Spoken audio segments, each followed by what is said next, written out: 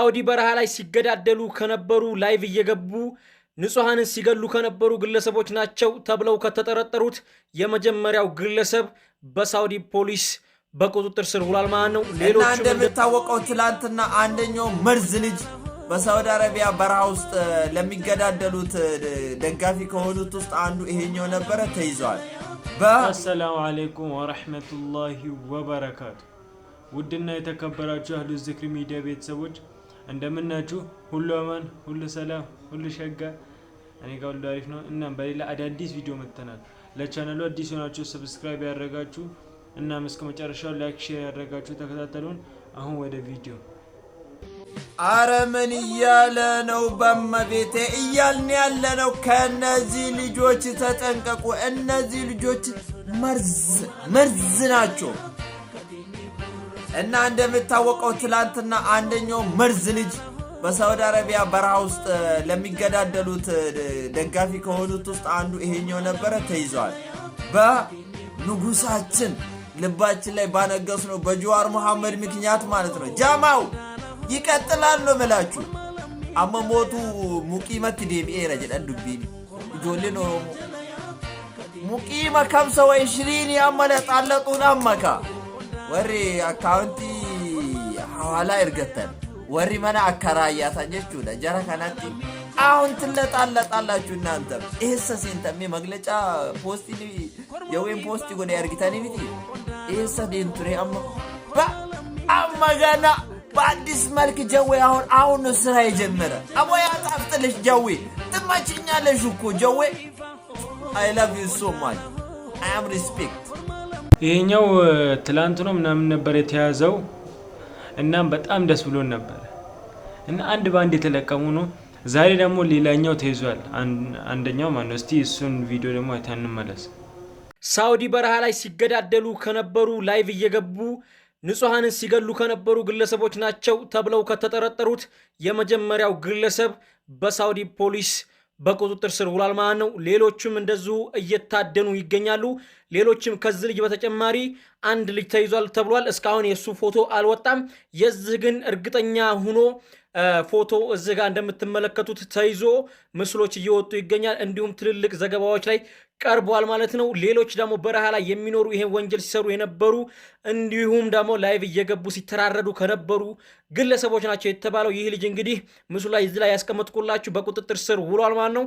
ሌሎችም በረሃ ላይ አደገኛ ተፍተሽ እየተደረገባቸውና እየተፈለጉ ይገኛሉ። በረሃ ላይ ያላችሁ ደግሞ ንጹሃኖች ራሳችሁን ጠብቁ። እንደዛ አይነት ነገር ውስጥ እንዳትገቡ። ሰሞኑን አደገኛ ፍተሻ አለ የትኛውም ከተማ ላይ ማለት ነው።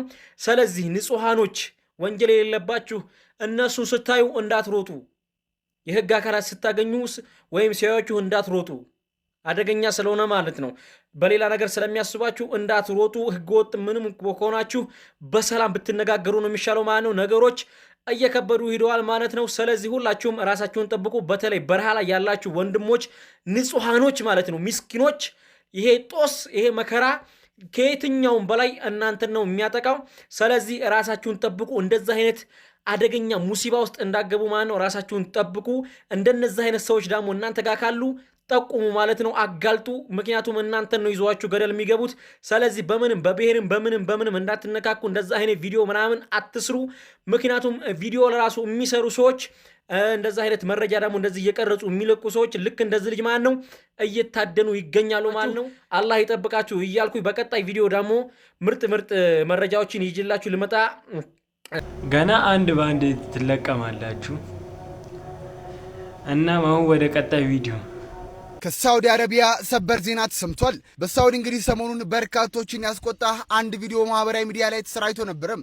ታዲያ በዛ ግድያ ወንጀል ላይ ተሳትፏል የተባለም አንድ የተጠረጠረ ግለሰብ በቁጥጥር ስር መዋሉ ተነግሯል። በሳውዲ አረቢያ በቲክቶክ የቀጥታ ስርጭት ወይንም ላይቭ ላይ የተፈጸመው አሰቃቂ ጥቃትን ጨምሮ ኢትዮጵያውያን እርስ በርሳቸው ጥቃት ሲፈጽሙ የሚያሳዩ ቪዲዮዎችን በትኩረት እየተከታተለ መሆኑን በሪያድ የሚገኘው የኢትዮጵያ ኤምባሲ አስታውቋል። ታዲያ አሁን በተሰማ መረጃ መሰረት በግድያው ላይ እጁ አለበት የተባለ አንድ ጠርጣሪ በሳውዲ ፖሊስ ቁጥጥር ስር መዋሉ ተነግሯል።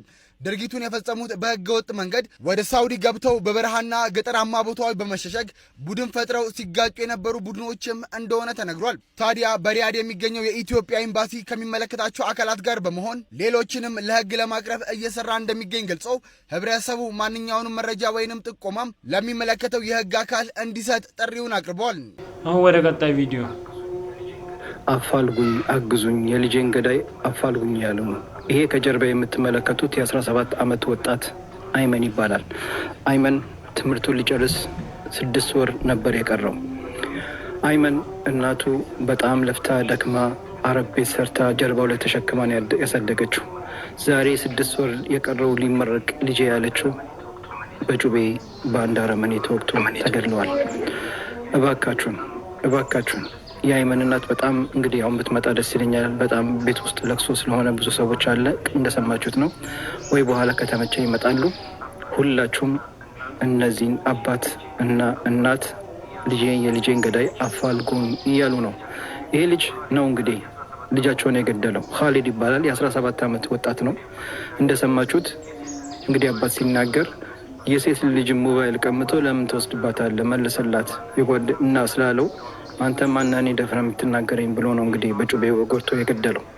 ይህ ልጅ በአሁኑ ሰዓት ሳውዲ አረቢያ ላይ ነው ያለው፣ ግን የሆነ ቦታ ኢጃዛ ቤት ተደብቆ ተሸሽጎ ነው ያለው። ስለዚህ ሳውዲ ላይ ያላችሁ እህቶቼ አረብ ቤት እየሰራችሁ ልጆቻችሁ እንዴት እንደምትሳደጉ ታውቃላችሁ። እባካችሁ እንደው ለዚህ ምስኪን አባትና እናት ስትሉ እንደው ሼር አድርጉና ይሄ ልጅን ፈላልገን ካለበት ይያዝና እናትና አባት ይደሰቱ። አባት በጣም ተጎድቷል። ወላሂ እንደምታዩት አባትዮ በጣም ተጎድቷል፣ እናትዮ በጣም ተጎድቷል። እና ስለዚህ ሁላችን እንተባበር ጀማ። አሁን የሰራሁት ቪዲዮ አለ።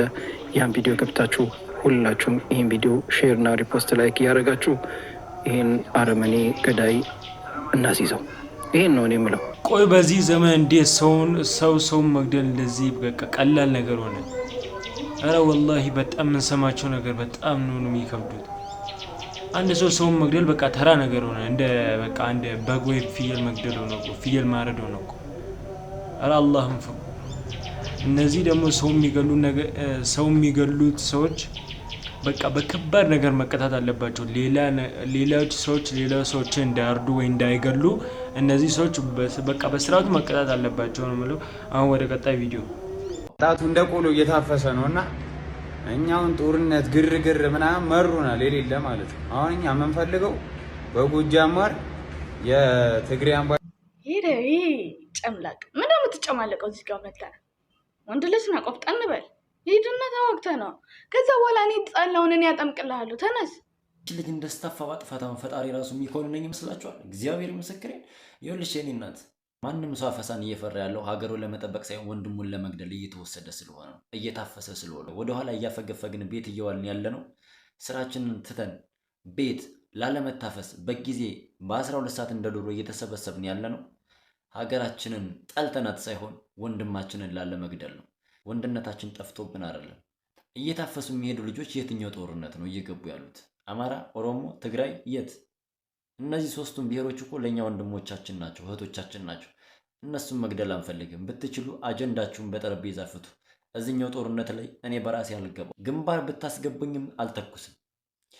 በሀገሬ ከውጭ ለመጣ ጠላት ግን ወደኋላ የምመለስ አይደለሁ። መሳሪያ ባሰጡኝም ጉጠትና ቢገይን ይዤ በቻልኩት እየሞትኩ ሀገሬን አስከብራታለሁ። እኔ እንደዚህ አይነት ወንድ ነኝ። እንዳንቺ አይነት ቆሻሻ የሆነች ሴት ኢትዮጵያ የላት። አንቺን እንደ ሴት ማክበር አልችልም። የሴት ጾታ ሊኖርሽ ይችላል፣ ሴት ግን አይደለሽ። አንቺ ብዙ ጊዜ መከላከያ ስትደግፍ እናያለን። እኛም መከላከያ አልጠላንም። መከላከያ ሰራዊቶቻችን በዚህ መልኩ እናከብራቸዋለን፣ እንወዳቸዋለን።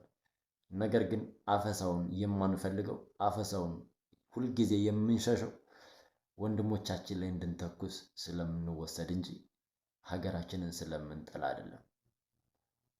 እስቲ አፈሳ እናንተ ሀገር ላይ እንዴት ነው? እስቲ ኮመንት ላይ ንገሩኝ። እኛ ሀገር ወላሂ ከብዷል። ከቤት ሁላ እየወጣን አይደለም እና አፈሳ ይቁም የምትሉ እስቲ እጃችሁ። ለዛሬ ያዝናቸው ቪዲዮ ይህን ይመስሉ ነበረ። በሌላ ቪዲዮ እስክንመለስ ወሰላሙ አለይኩም ወረሕመቱላሂ ወበረካቱ።